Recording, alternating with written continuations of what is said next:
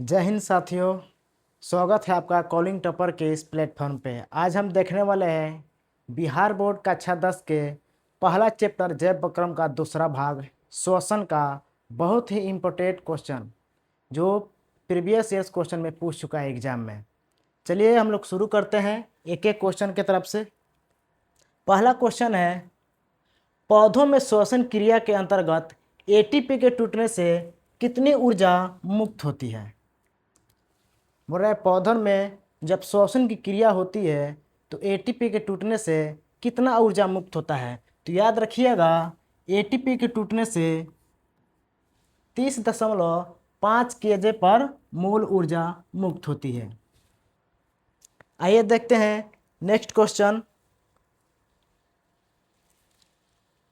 मनुष्य में सांस लेने और छोड़ने की क्रिया को क्या कहते हैं। मनुष्य में सांस लेने, हवा को ग्रहण करने और बाहर त्यागने की क्रिया को क्या कहते हैं। श्वसन। जी नहीं, श्वसन नहीं होता। श्वसन ग्लूकोज को पूरे ऑक्सीकरण करने की प्रक्रिया है। निश्वसन, निश्वसन मतलब है सांस को अंदर लेना।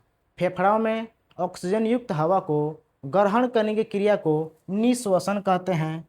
और निश्वसन फेफड़ों से कार्बन डाइऑक्साइड को बाहर निकालने की क्रिया को निश्वसन कहते हैं। यानी इन दोनों के योग को, जब ये दोनों क्रिया एक साथ होती है उसको हम लोग कहते हैं श्वासोच्छ्वास।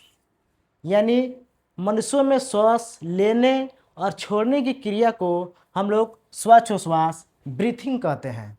सही आंसर होगा श्वासोच्छ्वास। निश्वसन द्वारा निकली वायु में रहती है। निश्वसन यानी एक्सहेलेशन, निश्वसन यानी एक्सहेलेशन। एक्सहेलेशन में जब सांस को हम लोग बाहर छोड़ते हैं तो वहाँ पे कौन सी गैस रहती है। निश्वसन द्वारा निकली वायु में रहती है। पूछ रहे कौन सा गैस रहती है। Carbon dioxide.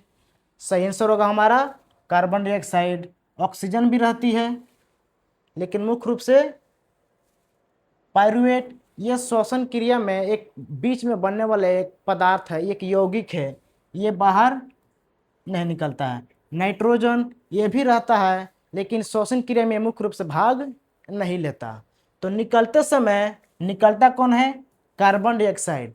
ग्रहण करते हैं वो होता है हमारा ऑक्सीजन। ये पूछ रहा है कि बाहर निकलने, तो बाहर निकलता कौन है, कार्बन डाइऑक्साइड निकलता है। तो सही आंसर क्या हो जाएगा, ये हो जाएगा हमारा। वायुमंडल में कार्बन डाइऑक्साइड गैस की उपस्थिति है। पूछ रहे वायुमंडल में कार्बन डाइऑक्साइड गैस की उपस्थिति है। वायुमंडल में कार्बन डाइऑक्साइड गैस की उपस्थिति है 0.1%, 0.01%। ये नहीं होगा। 0.05%, ये भी नहीं होगा। 0.03%। याद रखिएगा ये होगा हमारा राइट आंसर।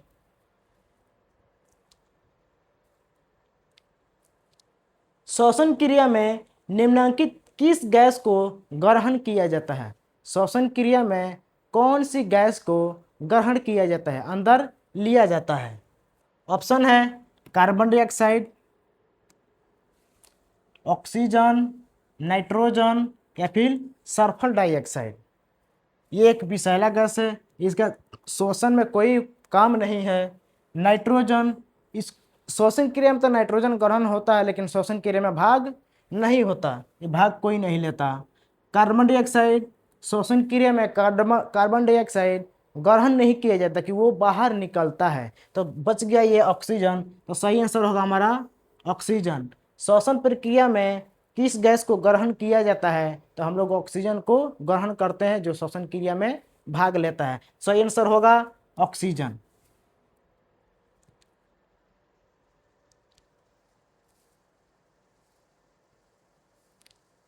निश्वसन में निकली वायु में, निश्वसन में निकली वायु में कितना प्रतिशत बाधा रहता है। सवाल में कुछ मिसिंग है। निःशोषण में निकली वायु में मात्रा, यहाँ पर मात्रा पूछ रहा है, किसकी मात्रा किसका मात्रा बढ़ जाता है।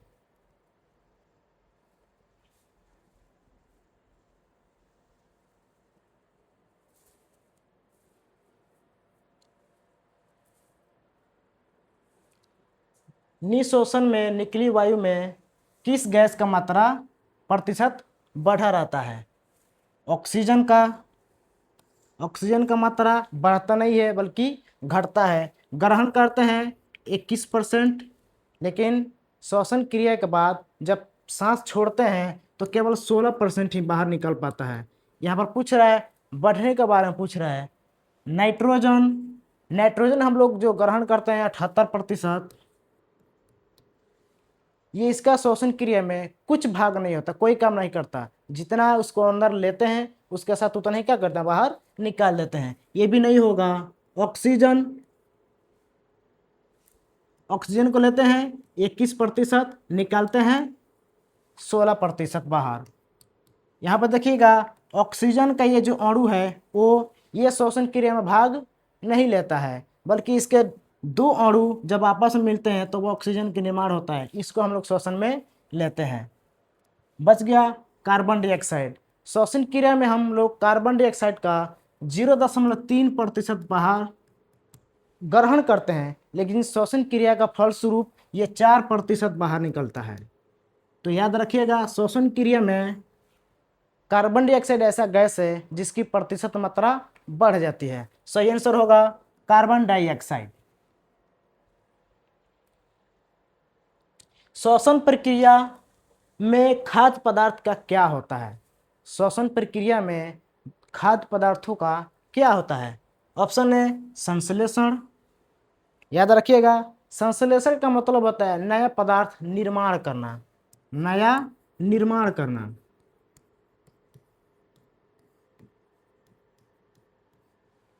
तो श्वसन क्रिया में ग्लूकोज से नया पदार्थ निर्माण तो नहीं होता, ये आंशिक रूप से पूरा सही नहीं है।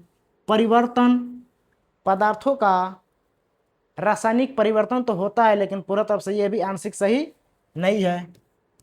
दहन का मतलब होता है जलना।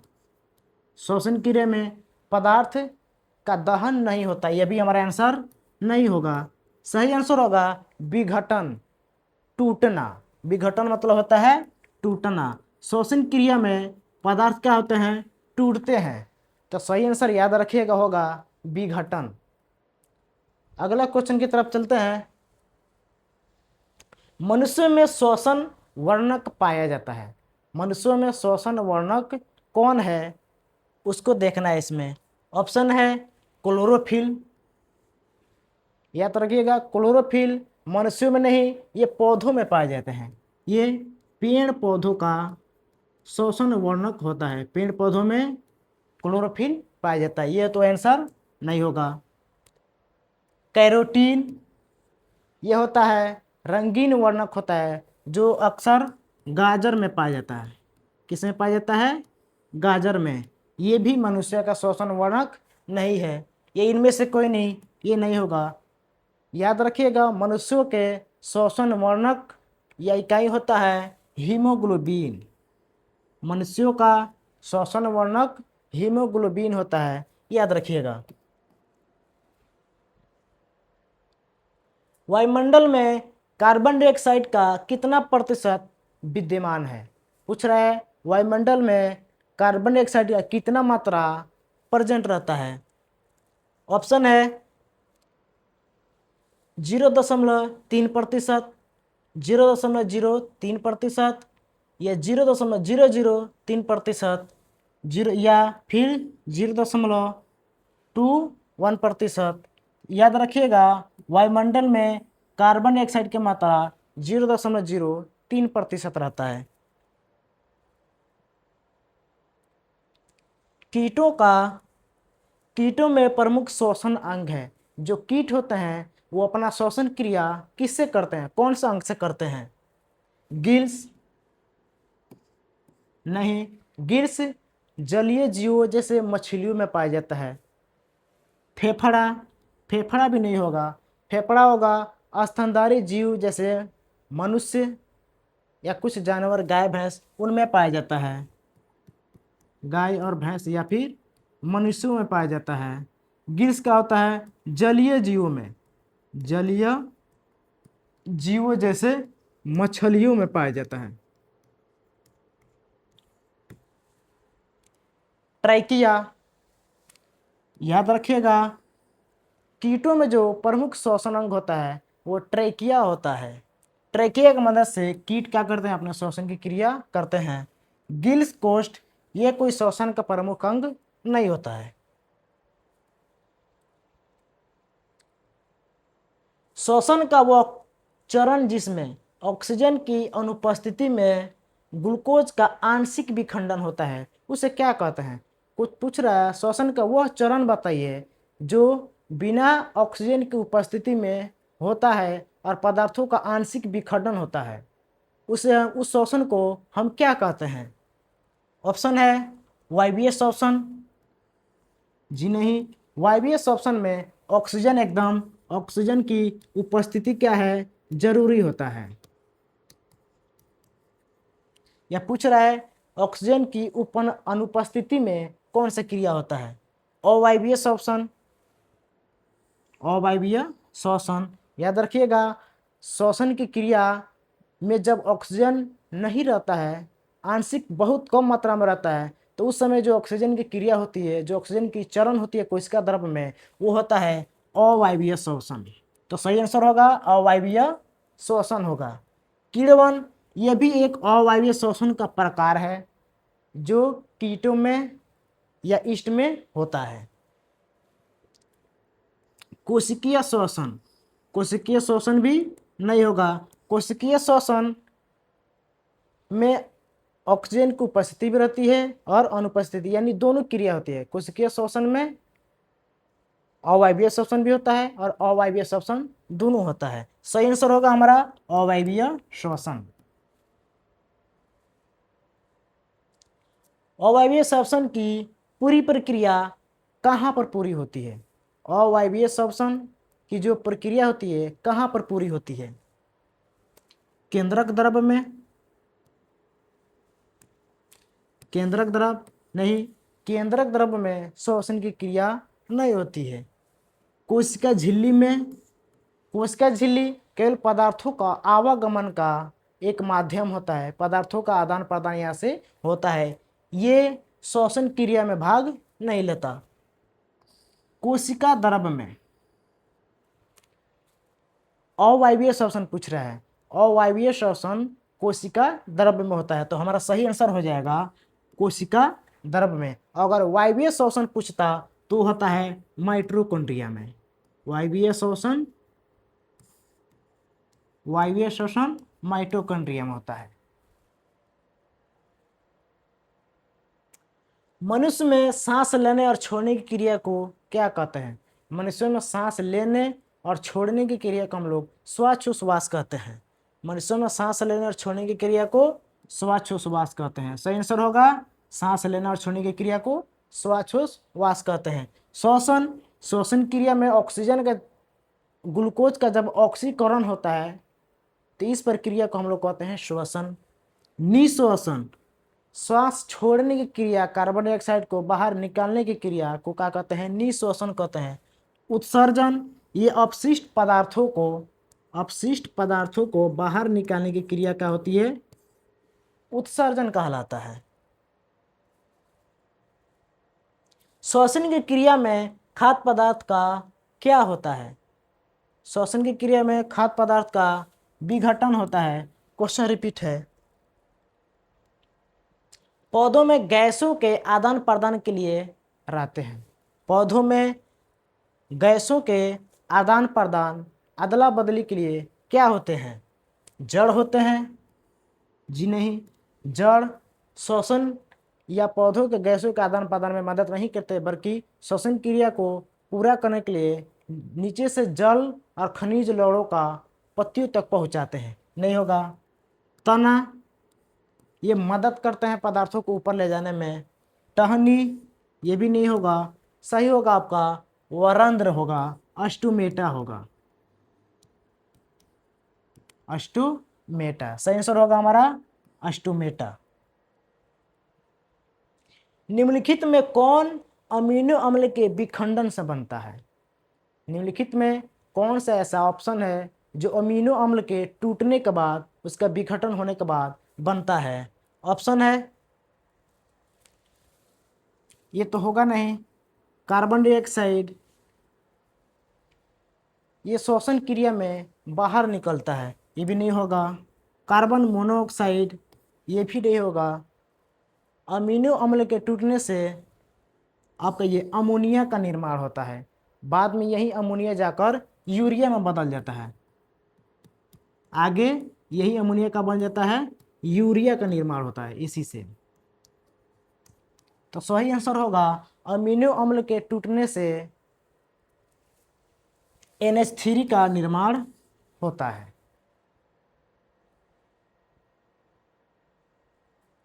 मत्स्य का मुख्य श्वसन अंग है। मछलियों का श्वसन अंग कौन सा है, यानी मछली किससे अपना सांस को लेते हैं? ट्रैकिया। ट्रैकिया मछलियों का श्वसन अंग नहीं है, ये कीटों का, तितली, चींटी, तिलचट्टू ये आदि का ये श्वसन अंग होता है। फेफड़ा। फेफड़ा भी मछलियों का श्वसन अंग नहीं होता, फेफड़ा मनुष्यों का और कुछ स्तनधारी जीवों का श्वसन अंग होता है। नाक। नाक कोई श्वसन अंग नहीं है, बल्कि श्वसन क्रिया में हवा को आने जाने का रास्ता का एक माध्यम बन जाता है, एक रास्ता का काम करता है। सही आंसर होगा गिल्स। सही आंसर होगा गिल्स, गलफड़। मछलियों का श्वसन अंग गिल्स या गलफड़ होता है। प्रकाश संश्लेषण द्वारा किसकी प्राप्ति होती है? प्रकाश संश्लेषण के द्वारा किसकी प्राप्ति होती है, मतलब प्रकाश संश्लेषण से हमें क्या प्राप्त होता है? वसा। प्रकाश संश्लेषण से क्या प्राप्त होता है? वसा नहीं। प्रकाश संश्लेषण का पश्चात जब ग्लूकोज का निर्माण होगा तो ग्लूकोज से वसा का निर्माण पेड़ पौधे कर लेंगे, वसा प्राप्त नहीं होता है। प्रोटीन। प्रोटीन का भी निर्माण बाद में हो जाएगा। या फिर प्रकाश, प्रकाश का प्राप्ति नहीं होता है। सही आंसर होगा ग्लूकोज का। सही आंसर होगा हमारा ग्लूकोज का। प्रकाश संश्लेषण में ग्लूकोज की प्राप्ति होती है, पेड़ पौधों को उनका भोजन ग्लूकोज प्राप्त होता है। श्वसन क्रिया के दौरान कितनी प्रतिशत ऊर्जा ताप के रूप में निष्कासित होती है? श्वसन क्रिया के दौरान कितना प्रतिशत ऊर्जा बाहर निकलता है? याद रखिएगा, श्वसन क्रिया में 80% भाग, 80% ताप या फिर ऊष्मा शरीर से बाहर निकल जाता है। 20% ऊष्मा या ताप ही शरीर को ऊर्जा बनाने में मदद करता है। शरीर 20% ऊर्जा को ही क्या करता है? उपयोग में लाता है, बाकी 80% क्या करता है? बाहर उत्सर्जित कर देता है। सही आंसर होगा 80%। वो कौन सा प्रक्रम है जिनके द्वारा शरीर में ऊर्जा का उत्पादन होता है? वह कौन सा प्रक्रम है जिनके द्वारा शरीर में ऊर्जा का उत्पादन होता है? वह कहलाता है, उसको क्या कहते हैं? उत्तेजनशीलता जी नहीं, उत्तेजनशीलता ये कोई प्रक्रम नहीं होता। उत्सर्जन में शरीर से उत्सर्जित पदार्थ, अपशिष्ट पदार्थ, बेकार पदार्थ बाहर निकलते हैं, ये भी हमारा नहीं होगा। पोषण में क्या होता है? शरीर में हम लोग भोजन को ग्रहण करते हैं और शरीर के लिए ऊर्जा उत्पादन का माध्यम लोग तैयार करते हैं। पोषण क्या? मुख्य रूप से भोजन को ग्रहण करना, ये भी नहीं होगा। कह रहा है वो कौन सा प्रक्रम है जिसके द्वारा शरीर में ऊर्जा का उत्पादन होता है? तो याद रखिएगा, श्वसन वह प्रक्रम है श्वसन वह प्रक्रम है जिसके द्वारा शरीर में ऊर्जा का निर्माण होता है।